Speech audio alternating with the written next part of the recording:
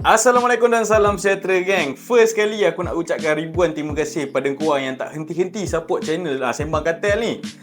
So gang, aku boleh cakap dalam hampir semua video kita orang ada je request yang minta untuk kita orang bercerita pasal botak chin. Jadi dalam video kali ni aku tunaikanlah permintaan korang. Aku akan bercerita pasal botak chin dalam video kali ni. Jadi tunggu apa lagi gang? Jom sembang.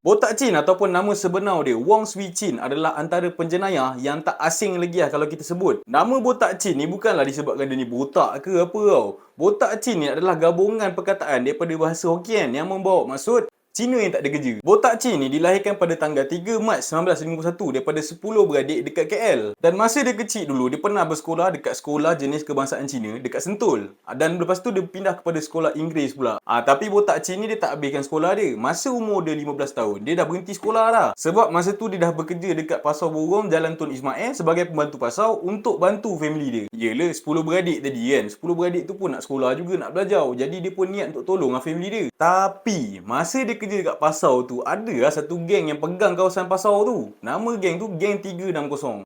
Jadi kat sinilah bermulanya jenayah kecil oleh Botak Chin. Di mana dia join Geng 360 ni dan buat jenayah kecil-kecilan macam mencuri. Lepas mak Botak Chin ni meninggal, dia banyak habiskan masa dengan kawan dia tau. Yang mana kawan-kawan dia ni sebenarnya gangster. Bila jadi gangster, mesti kau nampak macam power kan? Jadi Botak Chin ni pun rasa macam, ui smart dia ni. Botak Chin pun apa lagi, ikut sama lah jadi gangster. Lepas tu, Botak Chin pun berpakat dengan 3 orang kawan dia ni untuk buat rompakan bersenjata yang pertama.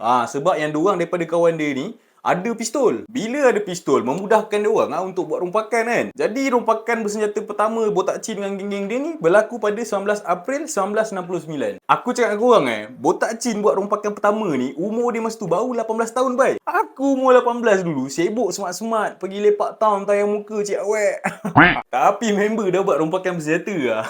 Dan dalam masa terdekat, dalam tahun yang sama, Botak Chin tubuhkan kongsi gelap dia sendiri dengan 3 orang member dia tadi lah. Member Botak Chin ni tadi, masing-masing nama dia orang Eng Cheng Wong, Beh Kok Chin dengan Teh Bok Lai. Dia orang ni punya agresif, memang tak boleh buat bincang weh. Pada bulan 9 tahun yang sama, iaitu tahun 1969, dia orang dah buat 8 rompakan bersenjata. Tak boleh brain aku lah. Tapi benda ni pun lah kantoi juga. Botak Chin pun ditahan dan dipenjara lah selama 7 tahun. Tapi disebabkan Botak Chin ni berkelakuan baik dalam penjara, jadi dia pun dibebaskan pada tahun 1974. Lepas dia keluar penjara, dia pun try nak jadi macam orang biasa kan. Tak ada nak jadi gangster-gangster lagi. Jadi dia pun ambil keputusan untuk bekerja sebagai penjual sayur. Masa dia kerja sebagai penjual sayur tu pun, ada juga sumber yang mengatakan yang dia ni tak dapat diterima oleh orang awam. Maksudnya orang luar tak boleh terima dia lagi lah. Yelah berkepanduan. Lagi satu, Botak Chin ni tak puas hati sebab income dia sikit. Last Botak Chin ni pun ambil keputusan lah untuk regroup dengan geng-geng dia yang tadi tu, yang 3 orang tadi tu, pada April 1975 untuk kembali ke dunia kongsi gelap. Benda first kali yang diorang buat adalah pergi naik Thailand untuk dapatkan bekalan senjata api. Dah dapat senjata api, diorang pun tak sabar nak buat comeback. Jadi berbekalkan dengan semangat yang orang kata tak sabar-sabar nak buat rompakan ni,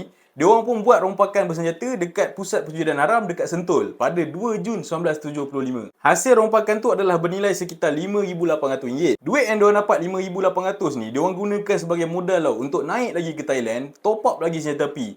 Supaya akan datang nanti diorang nak buat rompakan, boleh dah rompakan tu besar sikit. Bukan biasa-biasa lah diorang ni. Yang best ni, diorang siap ada latihan menembak mat. Macam mana latihan menembak dia orang? Okey, latihan menembak dia orang ni adalah dengan cara dia orang tembak anjing liar yang ada dekat kawasan Lombong Tinggal dekat Kepong. 20 Julai 1975, dia orang pun buatlah rompakan dekat sebuah bank dekat Jalan Imbi Kuala Lumpur dengan hasil rompakan hampir bernilai RM100,000. Jadi daripada total hasil rompakan tu, Botak Chin dapatlah bahagian dia dalam RM25,000 macam tu. Lepas dia dapat bahagian dia, Botak Chin pun keluarlah sebiji kereta brand Datsun. Settle je kes dekat bank tu, dia orang pun buat lagi rompakan dekat sebuah kuil. Sebuah kuil dekat Jalan Kolam Air, dan masa tu adalah beberapa orang pemain mahjong yang dirompak yang bernilai RM10,000 yang terdiri daripada cash money dan barang-barang kemas. Disebabkan geng Botak Chin ni terlampau aktif, kes diorang ni dapat perhatian Timbalan Ketua Jabatan Siasatan Jenayah Kuala Lumpur masa tu, DSP S. Kula Singgam. Tuan Kula Singgam ni pun ditugaskanlah untuk memburu dan menumpaskan Botak Chin sampailah lubang cacing. Memang wanted kau-kau lah kiranya Botak Chin ni. Daripada sumber lain yang aku dapat juga, dikatakan pegawai polis yang paling dibenci oleh Botak Chin adalah Tuan Kuala Singham. Tapi botak cin ni satu je lah. Bukan senang-senang nak cukup dia. Pasal apa Pasal ramai cover dia. Dikabarkan botak cin ni banyak lah bantu orang susah daripada hasil rompakan dia. Sampailah botak cin ni digelar Robin Hood moden. Tapi macam tu lah geng. Niat tak menghalalkan cara.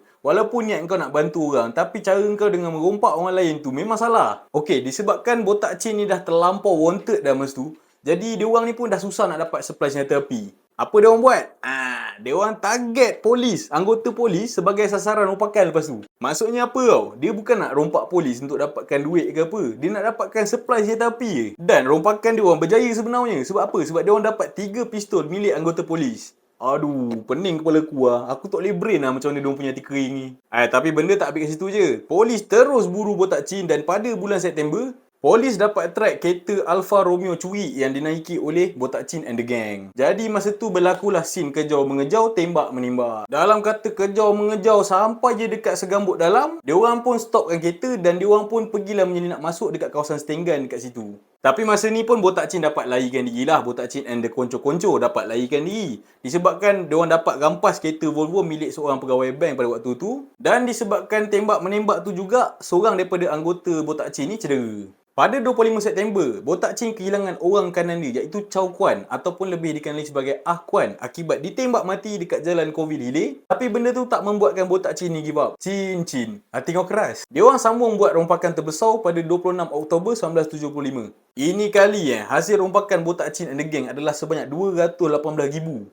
Lepas dia orang tembak pengawal yang buat duit dekat kelab lumba kuda. Hasil daripada rompakan tu, botak cin ni naik lagi ke Thailand untuk dapatkan bekalan senjata api. Ini kali bom tangan dengan 1,000 butir peluru. Oi, botak cin ni punya ganas kau buat pasal. Ketua geng 5 Jari Gunung iaitu Tua Puilek dengan geng dia sendiri iaitu Ah Wong pun dia tembak mati lah disebabkan dia rasa kedudukan dia sebagai ketua tercabar. Dan peristiwa tu berlaku dekat kawasan Lombong Tinggal dekat Jinjang. Seorang lagi orang kanan botak cin iaitu Secai mati bunuh diri pula disebabkan dia kena kepung dengan polis dekat Jalan Alor. Bulan 11 tahun 1975, dia orang buat satu plan lah. Plan ni boleh dikatakan plan yang gempak lah. Disebabkan tujuan plan dia orang ni adalah untuk menghapuskan anggota polis yang paling dibenci oleh botak cin iaitu DSPS Kuala Singham. Jadi botak cin pun arahkanlah konco-konco dia untuk naik kereta dari sini jauh tu keluar pergi cari Tuan Kuala Singham. Jadi round, dia orang pun terjumpalah Tuan Kuala Singham ni dalam kereta.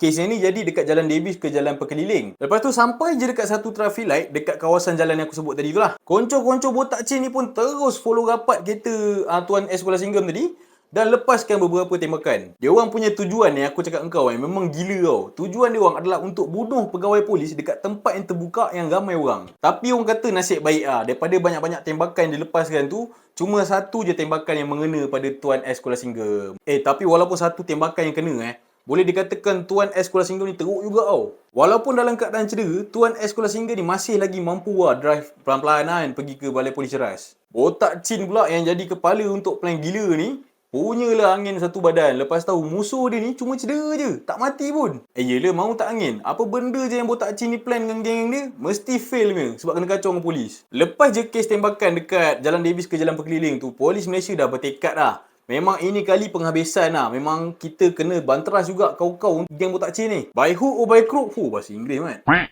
Kita kena tangkap juga botak cin. Tak nak cakap banyak dah kali ni. Yelah kau gila kau. Masa tu botak cin baru umur 20 lebih tau. Baru 20 kan kau dah buat kerja gila, dah jadi ganas macam tu. Dan masa umur 20 lebih juga, dia dah jadi the most wanted penjenayah dekat Malaysia dan mampu mengancam keamanan negara. Antara inisiatif pihak polis untuk banteras kegiatan kongsi gelap botak cin ni kan, pihak polis menubuhkan satu pasukan khas yang dikenali sebagai The Magnificent 12. Sampai buat pasukan khas tau. Ini kau nyamuk pasal lah. Pasukan khas ni dianggotai oleh pegawai-pegawai dan detektif-detektif yang terbaik dekat Kuala Lumpur masa tu. So, pada 16 Februari 1976, polis berjaya mengesan botak cin and the gang dan membawa kepada lokasi sebuah kilang papan dekat Jalan Ipoh, Kuala Lumpur. Operasi ni boleh dikatakan sebagai operasi yang besar lah. Sebab apa Sebab operasi ni saja dianggotai oleh 100 lebih anggota polis. Jadi sampai je pihak polis dekat kawasan tu, pihak polis pun dia dah start kepung lah kawasan kilang tu. Dan tunggu kedatangan botak cin. Sebab waktu tu botak cin belum sampai lagi. Sampai je botak cin dekat kilang kayu tu, dia pun dengan 2 orang lagi masuklah ke dalam kilang. Dan dia arahkanlah beberapa orang untuk jaga kawasan kilang tu. Lepas pada tu, dikatakan The Magnificent 12 ni terus serbu masuk kawasan kilang tu.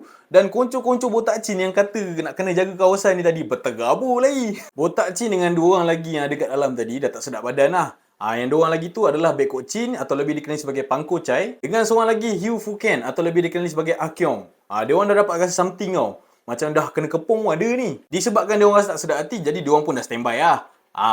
Dalam kata polis nak masuk je, dia orang pun lepaskan bertalu-talu tembakan. Lepas daripada tu berlakulah pertempuran besar di antara Botak Chin dengan pihak polis. Tapi polis kita bukan calang-calang, brother. Polis kita menang pertempuran tu. Dan dalam pada masa yang pihak polis nak menggeledah kawasan tu, polis jumpalah dua mayat, iaitu dua orang kawan Botak Chin tadi tu, disebabkan mati daripada pertempuran tu. Dan Botak Chin yang dalam keadaan cedera dekat belah tangan dengan kaki akibat daripada kena tembakan lah, daripada pertempuran tadi tu kan. Dia pun menyerah diri dekat polis. Tapi cara dia menyerah diri pun memang langsi punya. Bukan cara tangkaplah saya. Tidak. Memang cara langsi punya dia menyerah diri. So akhirnya Botak Chin pun ditangkap. Botak Chin pun didapati bersalah pada 16 Mei 1960.